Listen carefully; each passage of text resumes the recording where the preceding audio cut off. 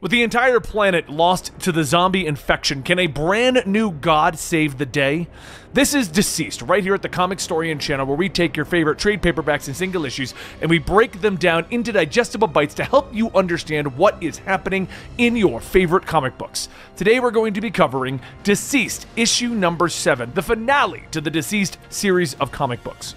While the heroes have found a supposed cure for the anti-life zombies, Trigon, a being of hell, is tired that he's been losing souls on Earth as they are turning into zombies and not going to hell. So he decided to completely eradicate everything on the face of the planet and clear the way for a new civilization.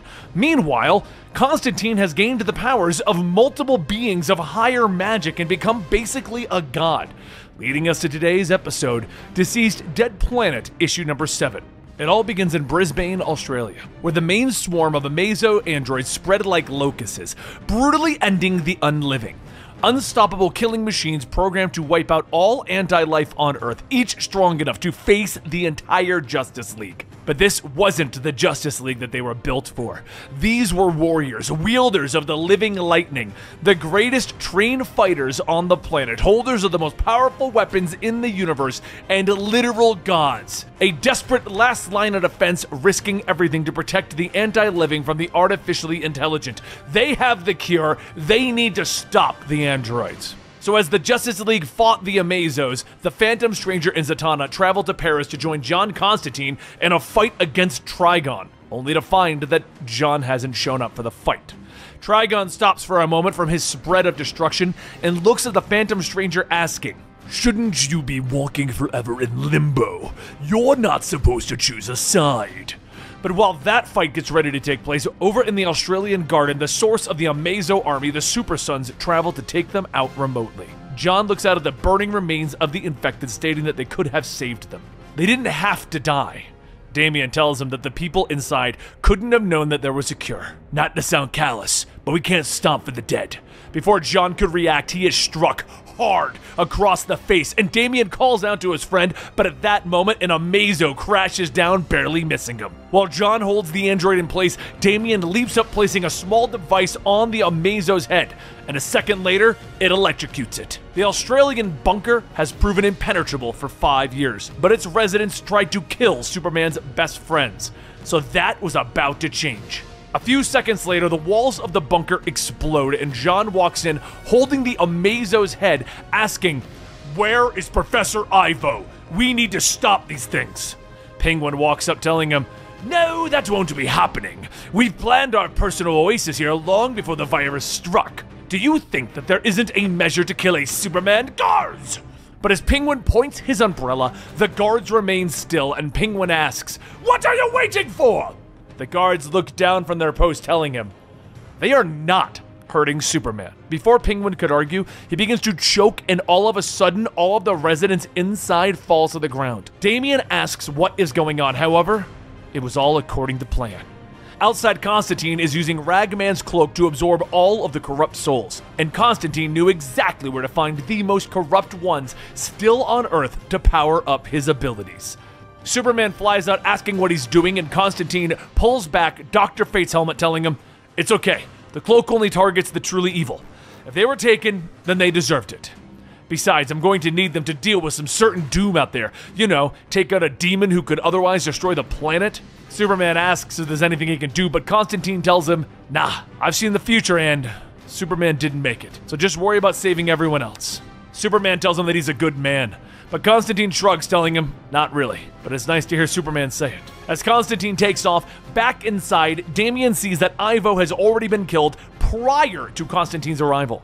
So John and Damian take the Amazo head to the only other person that might be able to help them get into the android's head, Cyborg. Damian explains that they're looking to see if they can figure out how the transmitters work, and through that, they want to try and infect their systems. Cyborg asks, "Are you suggesting we give the Amazo army a virus?"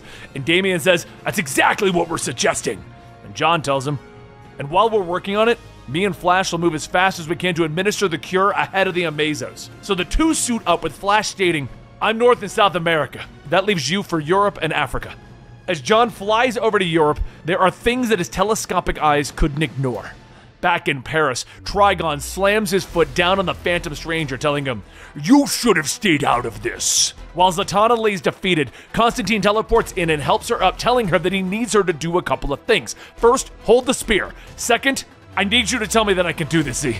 With Zatanna's blessing, Constantine walks to Trigon, telling him that as much as he'd like to see the Phantom Stranger get trodden on, he's gonna need to let that man up.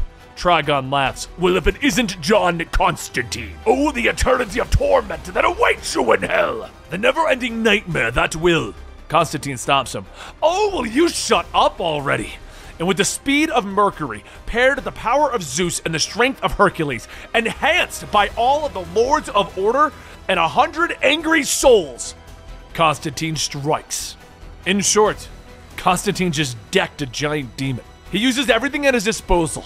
The wisdom of Solomon matches with the dirty tricks of a lifetime of avoiding fights. Madame Xanadu's crystal ball to see the future seconds before it happens, and even creatures from other dimensions, but it wasn't enough. With one fiery punch, Trigon buries Constantine into the ground, leaving him a bloody mess. Zatanna runs over to help him, but Constantine smiles, telling her, "Goodbye."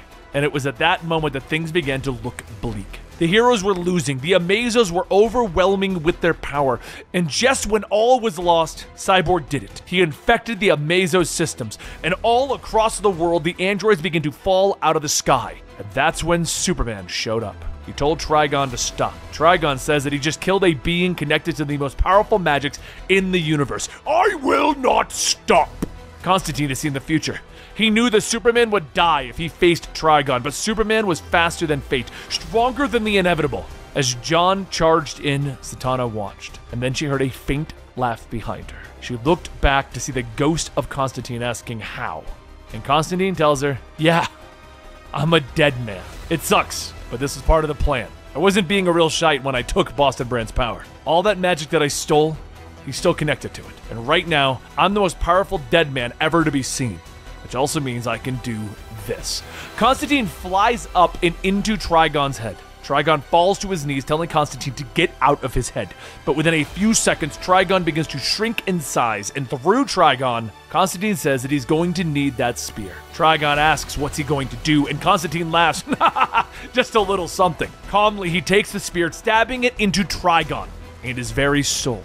Zatanna rushes over asking why did he do that, and Constantine says that his soul was set for an eternity of torment. Just disappearing, well, that's going to make a lot of demons in hell very, very annoyed. But if there's one thing that he can say before going, it's that he's going to miss all of this. With the looming threat of Trigon and the Amazos taken care of, the heroes now had a chance to help Flash continue giving the unliving the cure. They spread across the world, they rid the unliving infection, and in the end, they were able to cure 2 billion people. Some including friends, leaders, and even family. So many that were lost were found again, and they managed to bring them all back. And that concludes DCeased Dead Planet issue number 7. Now, I don't know if the series is going to go any further. I mean, we technically just cured everything, but it could be interesting seeing them rebuild after such a devastating blow to our superhero community. If you're curious how this pans out, it goes DCeased 1 through 6, DCeased No Hope at World's End, that mini-series in the middle, then it goes DCeased Dead Planet. Technically, DCeased No Hope at World's End happen in conjunction to each other, so it's kind of some weird reading if you want to read it chronologically. But overall, for our video's sake, DCeased, No Hope at World's End, and DCeased Dead Planet. I hope you guys enjoyed this series. I apologize that today's episode was just a little bit shorter. We've converted a lot of our videos over to being longer, but DCeased was one of those remnants of the old way we used to do things, which meant we were waiting for issue 7 to bring you a short finale to the entire series.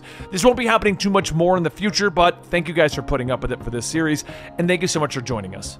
Don't forget to check us out over at Patreon, patreon.com/Comicstorian, where you can get early access to a lot of our videos, unedited versions of our podcast, and just help support us because we really could use it, and in this trying times of the world, it would definitely help us out. But don't feel pressured if you can't do it. Don't worry. It's just something we do here at YouTube, just like many other YouTubers, where we ask for it. Either way, guys, thank you so much for your continued support. Just watching this video really does help us out more than you know, and I will see you next time right here at the Comicstorian channel.